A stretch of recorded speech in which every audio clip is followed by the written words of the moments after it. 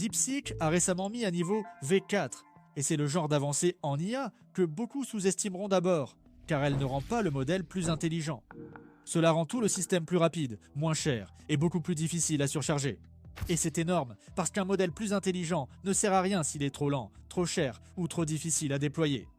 DeepSpark, DeepSeek s'attaque à la partie de l'IA qui décide si ces systèmes peuvent vraiment passer à l'échelle dans le monde réel. Très bien, ils ont mis à jour V4 avec DeepSpark, visant à accélérer les réponses, réduire les coûts et permettre au même matériel de gérer plus d'utilisateurs. Et c'est vers ça que se dirige désormais la course à l'IA. DeepSeek affirme que DeepSpark peut augmenter la vitesse de réponse par utilisateur jusqu'à 85%. Sur V4 Flash, le gain est de 60 à 85%. Sur V4 Pro, c'est de 57 à 78%. Et ce n'était pas seulement un test en laboratoire. DeepSeek dit que DeepSpark a déjà été déployé en conditions réelles de trafic utilisateur. Donc, le principal à retenir ici, c'est que DeepSeek a peut-être trouvé une meilleure façon de rendre les modèles puissants plus rapides et moins coûteux à faire fonctionner. Les modèles de langage moderne génèrent toujours du texte d'une manière qui semble lente au niveau du système. Ils produisent un token, puis un autre token, puis encore un autre token. Chaque token dépend des précédents, donc les réponses longues rallongent l'attente. Quand des millions d'utilisateurs l'utilisent en même temps, le matériel est très sollicité. DeepSeek identifie cela comme l'un des principaux goulets d'étranglement du service d'IA en production. Faible usage du GPU, attente utilisateur élevée et mauvaise latence. L'astuce sur laquelle repose DeepSpark s'appelle le décodage spéculatif. Et la façon la plus simple de le comprendre est la suivante. Au lieu de faire écrire la réponse au grand modèle morceau par morceau, vous faites intervenir un petit modèle auxiliaire pour rédiger rapidement les prochains éléments. Ensuite, le grand modèle vérifie ce brouillon. Si le brouillon est bon, le système conserve ses jetons et avance plus rapidement. Si une partie du brouillon est incorrecte, le grand modèle rejette cette partie et corrige la réponse à partir de là. Le plus petit modèle ne remplace donc pas le principal. C'est plutôt comme un assistant rapide qui dit « Je pense que les prochains jetons sont probablement ceux-ci » et le grand modèle dit « Oui, continue » ou « Non, arrête-toi ici ». C'est pourquoi cela peut accélérer les choses sans changer ce que V4 est censé dire. La réponse finale appartient toujours au grand modèle. DeepSpark essaie simplement d'y arriver avec moins d'étapes lentes. Mais les anciennes versions de cette idée avaient un problème.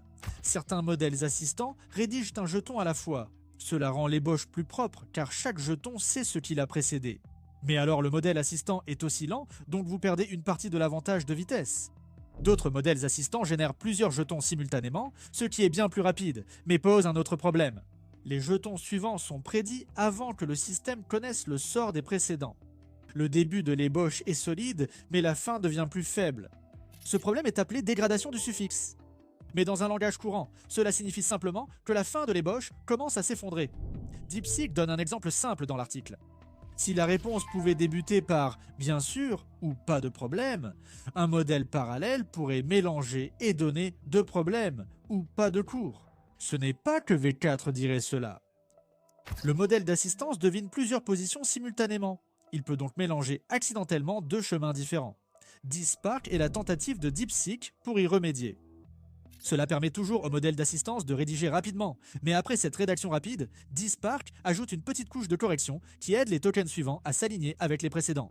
DeepSeek appelle cela la génération semi-autorégressive, mais la version simple est la suivante. DeepSpark garde la partie rapide, puis ajoute juste assez de conscience de la séquence pour que l'ébauche ne devienne pas un ensemble de suppositions déconnectées. Donc, au lieu de choisir entre la vitesse et la cohérence, DeepSpark essaie d'obtenir les deux. L'article décrit deux façons de faire cela. L'une s'appelle une tête Markov et l'autre s'appelle une tête RNN. La tête Markov était la plus simple.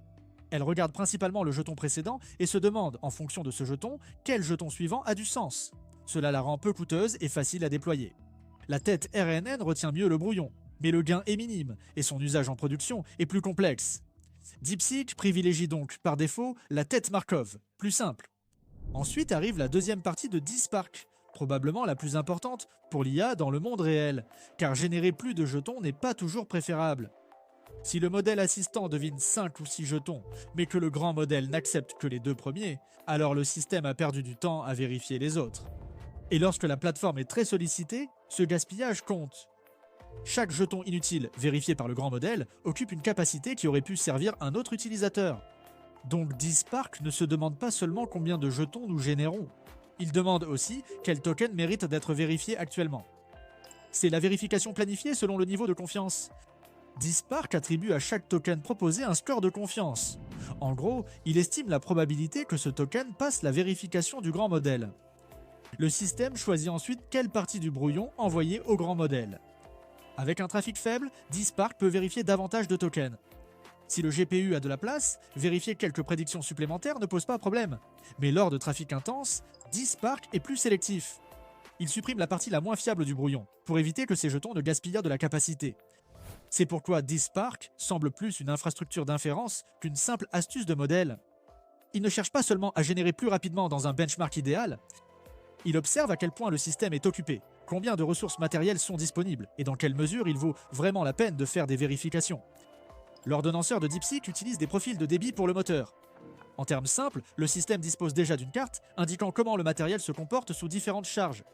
DeSpark peut ainsi choisir de consacrer plus de calculs à vérifier des brouillons plus longs ou d'être plus strict en gardant un lot réduit.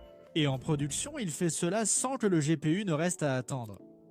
L'ordonnanceur s'intègre au pipeline d'inférence, permettant au matériel de fonctionner pendant que DeSpark choisit les tokens du brouillon à vérifier.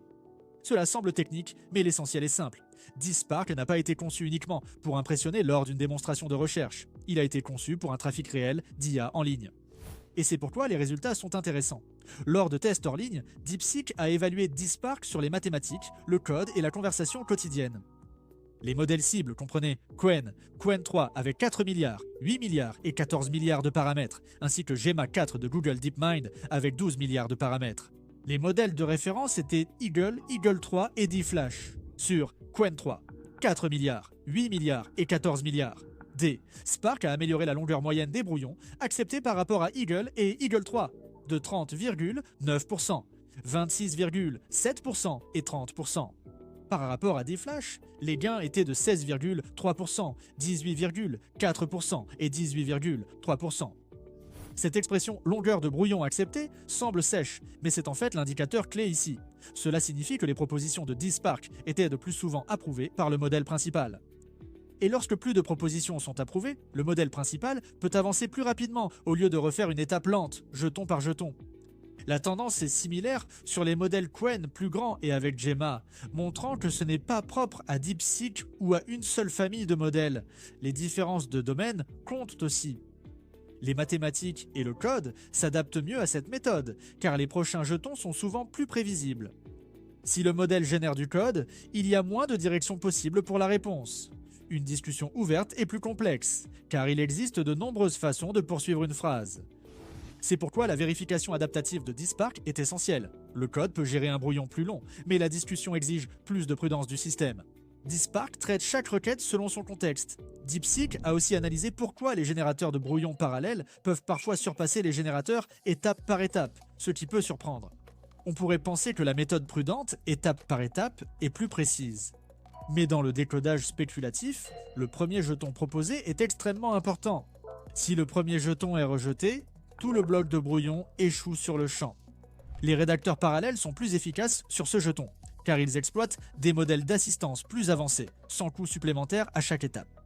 Dans l'analyse Qwen 3 4 milliards, D-Flash a commencé plus haut que Eagle 3 sur le premier jeton, comme 0,88 contre 0,81 en mathématiques et 0,72 contre 0,53 en discussion.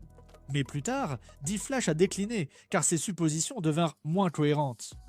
Eagle 3 est resté plus stable plus loin dans la séquence, mais a commencé plus faiblement. DeSpark combine les deux avantages. Il commence fort comme un rédacteur parallèle, mais il a suffisamment de conscience de la séquence pour éviter que la fin du brouillon ne s'effondre trop rapidement. L'IA automatise la création de contenu, la recherche et des flux de travail entiers, mais beaucoup investissent encore manuellement. Ils surveillent l'actualité, suivent les tendances et décident rapidement. Et cela aide à expliquer pourquoi des études montrent que 66% des investisseurs regrettent au moins une décision d'investissement. C'est pourquoi Mintos a attiré mon attention. Cela vous offre une façon différente d'investir avec Mintos, au lieu d'essayer de prédire ce qu'une action pourrait faire ensuite. Vous pouvez investir dans des prêts et toucher des intérêts. Le rendement est fixé à l'avance, les paiements pouvant être quotidiens. En tant que revenu passif, vous pouvez filtrer par rendement, risque, horizon temporel, pays et devise. Pour une configuration plus automatisée, Mintos propose aussi des portefeuilles automatisés. Le taux d'intérêt moyen actuel sur les prêts est de presque 11%, ce qui est vraiment élevé pour un revenu passif. Mintos est en activité depuis 2014, compte plus de 600 000 utilisateurs et est réglementé dans l'UE sous MiFID. Actuellement, en venant via notre chaîne, recevez un bonus exclusif pouvant aller jusqu'à 350 € pour un investissement à partir de 500 €. Cliquez sur le lien en description ou scannez le QR code. Des rendements stables, pas de surprise et en plus un bonus. Ne ratez pas cette occasion et bonne chance. A également testé différentes longueurs de brouillon, 4, 8, 12 et 16. 10 Spark a battu, 10 flashs à chaque longueur, et l'écart s'est creusé à mesure que les brouillons s'allongeaient. Aux alentours d'une longueur de proposition de 7, 10 Spark a amélioré la longueur acceptée par rapport à des flashs de 16% en mathématiques, 15% en code et 18% en discussion. Aux alentours d'une longueur de proposition de 15, ces gains sont passés à 30% en mathématiques, 26% en code et 22% en discussion. C'est important parce que les brouillons plus longs sont généralement là où les systèmes parallèles plus faibles commencent à échouer.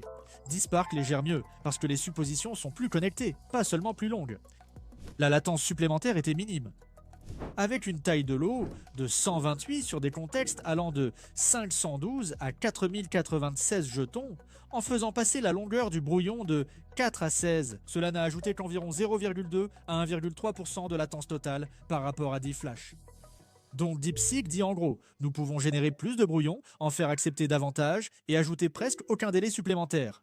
Ensuite, DeepSeek a testé séparément la partie liée à la confiance. Quand DSpark est devenu plus sélectif sur les tokens à vérifier, les taux d'acceptation ont fortement augmenté. Chat est passé de 45,7% à 95,7%. Math est passé de 76,9 à 92,5. Code est passé de 67,6 à 92. En résumé, DSpark s'est nettement amélioré pour éviter les mauvaises suppositions, mais un seuil de confiance fixe reste insuffisant. Un jeton intéressant à vérifier quand le système est calme ne l'est peut-être plus quand il est saturé d'utilisateurs. Donc, DeepSeek a calibré les scores de confiance en utilisant un ajustement séquentiel de la température, réduisant l'erreur de calibration attendue à environ 1%. Le système devait avoir des chiffres de confiance assez précis pour prendre de vraies décisions de planification. Les résultats du trafic en temps réel dépassent la simple comparaison de benchmark. DeepSeek a comparé DSpark 5 avec une longueur de brouillon maximale de 5 à MTP1, l'ancienne référence de production. MTP1 était une configuration de production à jetons unique, l'ancien système multi-jetons pouvant réduire le débit lors d'un trafic intense. DSpark a remplacé cela 2 semaines après la sortie de DeepSeek V4. Pour V4 Flash, avec un objectif de 80 jetons par seconde et par utilisateur, DSpark a amélioré le débit global de 51%. Avec l'objectif plus strict de 120 jetons par seconde, la référence était proche de sa limite, tandis que DSpark affichait un débit global nominalement supérieur de 661%. DeepSeek y voit surtout la preuve que DSpark atteint une performance que l'ancienne référence ne pouvait soutenir. Pour V4 Pro, le même schéma est apparu. À 35 tokens par seconde et par utilisateur, DSpark a amélioré le débit global de 52%. À 50 tokens par seconde, il a affiché un avantage nominal de 406%, parce que MTP1 s'est de nouveau effondré dans un régime de faible concurrence. À capacité système équivalente, DSpark a rendu la génération par utilisateur 57 à 78% plus rapide sur Pro et 60 à 85% plus rapide sur Flash. Ainsi, l'aspect du coût réduit et de la moindre sollicitation des puces sont essentiels. Si un seul GPU traitait auparavant 100 requêtes utilisateurs, un gain d'efficacité de 85% pourrait signifier quelque chose de plus proche de 185 requêtes. À titre d'exemple simplifié, cela ne signifie pas que chaque déploiement double la capacité, mais cela montre pourquoi l'optimisation de l'inférence devient un enjeu aussi important. Surtout en Chine, où l'accès aux puces les plus avancées est restreint par les contrôles à l'exportation des États-Unis. DeepSeek n'est pas la seule entreprise chinoise à en parler. Tencent a indiqué que l'efficacité de l'inférence limite le déploiement massif de l'IA sur du matériel moins performant et qu'elle développe des mécanismes d'attention, la communication asynchrone et la mise en cache de la mémoire. L'équipe d'IA de Xiaomi a également déclaré que son modèle MiMo V2.5 Pro Ultra Speed peut générer plus de 1000 tokens par seconde, l'une des vitesses les plus rapides revendiquées dans l'industrie. Les laboratoires d'IA chinois ne rivalisent plus seulement sur l'intelligence des modèles, mais aussi sur la façon de faire fonctionner des modèles à grande échelle, plus vite, plus efficacement et à moindre coût. DeepSeek a également publié ses travaux en open source. DeepSpark appartient à la suite open source DeepSpec, disponible sur GitHub, et Hugging Face, développée avec l'université de Pékin. DeepSpec comprend des outils pour la préparation des données, l'entraînement, l'évaluation, ainsi qu'une prise en charge intégrée de DeepSpark, DFlash et Eagle 3. Les familles de modèles cibles prises en charge incluent actuellement CubeWen3 et Gemma, avec une évaluation sur divers jeux de données tels que GSM-8, KMath 500 AM, 25, Human, Humanival, MBPP, LiveCodeBench, MTBench, MTBench, Alpaca et Arena Hard V2. Ce n'est pas un simple jouet prêt à l'emploi. Même la configuration par défaut de Qwen3 avec 4 milliards de paramètres peut nécessiter environ 38 teraoctets de cache cible, et la configuration par défaut est conçue pour un environnement à 8 GPU sur un seul nœud. Donc oui, c'est open source, mais cela reste un vrai travail d'infrastructure. Ce n'est pas DeepSeek qui dit « voici un nouveau cerveau », c'est DeepSeek qui dit « voici un meilleur système nerveux pour faire fonctionner ce cerveau ». Le modèle n'est pas soudainement devenu plus performant. Cela ne change pas l'intelligence de VFour au sens habituel des benchmarks. Cela peut donner l'impression que VFour est plus rapide, sert plus d'utilisateurs, gaspille moins en vérification et calcul, et améliore le compromis entre débit et latence. Et dans cette phase de l'IA, c'est une avancée majeure. Parce que le prochain goulot d'étranglement n'est pas seulement de savoir qui a le plus grand modèle, mais qui peut rendre les modèles avancés suffisamment bon marché, rapides et stables pour que de vraies personnes et de vrais agents puissent les utiliser toute la journée. C'est là que DeepSpark entre en jeu. Pas plus bruyant, pas plus tape à l'œil, juste plus rapide, moins cher et bien plus difficile à ignorer.